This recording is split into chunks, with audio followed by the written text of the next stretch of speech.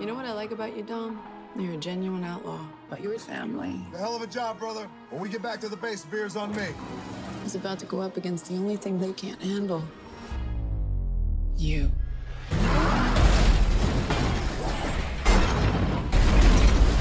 Salut, c'est Maximus.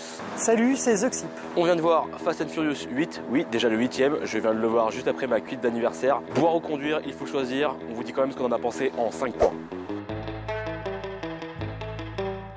Point numéro 1, le scénario. Alors le scénario, vous l'aurez deviné, c'est pas une des grandes forces de Fast and Furious. Oh, comme c'est étrange. Alors le scénario, il est fin comme un mouchoir de poche, c'est vraiment pas une surprise de ce côté-là pour un Fast and Furious. Bon, il y a quand même un petit twist qui fait qu'on accroche un petit peu dans le scénario, mais globalement, on n'est pas là pour ça. Il y a quand même certaines scènes assez limites, je pense notamment aux scènes de hacking qui sont pour un public européen. On est surtout là pour se détendre les neurones et voir des grosses poursuites avec babouliné, donc c'est parfait les lendemains de cuite. Point numéro 2, les acteurs. Alors le casting est assez sympa, on retrouve le casting des anciens Fast and Furious, sauf feu Paul Walker.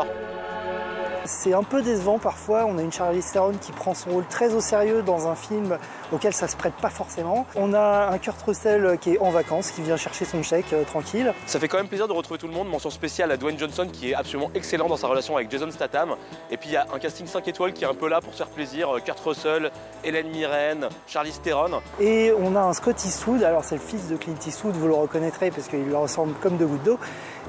Qui joue un peu le remplaçant de Paul Walker, le petit blanc de service, et qui est pas vraiment à la hauteur. Point numéro 3, l'humour dans le film. Alors on rigole pas mal et les gags sont assez réussis, il faut le dire. Beaucoup de gags qui sont basés sur un espèce de triangle amoureux entre trois personnages et c'est lourd quoi.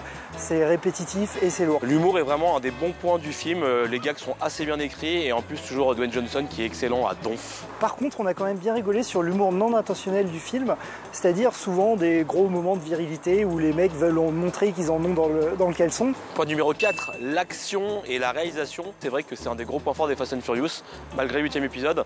C'est toujours assez sympa à regarder au niveau des scènes d'action. Les scènes d'action sont quand même assez bien foutues, c'est un Fast and Furious, il y a du pognon. Mais quand même au niveau réalisation, je trouve que c'est un petit peu limité. Je trouve qu'il a manqué une grande scène d'action très marquante, comme on a pu la voir dans des précédents Fast and Furious. Ça va très vite, mais en même temps on n'est jamais perdu, on n'est jamais hors de l'action. Point numéro 5, la testostérone. Fast and Furious, c'est des gros muscles, c'est des grosses bagnoles et des gros seins.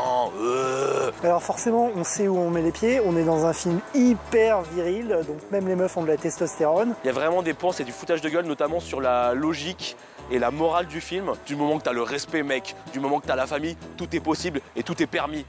C'est un peu limitant, voilà. Et comme je disais plus tôt, nous évidemment ça ne nous impressionne pas, ça nous fait plutôt marrer. En conclusion, Fast and Furious 8 est un produit efficace puisqu'il fait son effet sur les scènes d'action et sur un certain nombre de choses, notamment sur l'humour. En conclusion, c'est un film full valeur, full américain, zéro cerveau. Nous on regarde un petit peu ça comme un objet un petit peu exotique de loin, on rentre pas vraiment dedans. Mais on apprécie quand même le spectacle, donc je vais lui mettre un petit 5,5.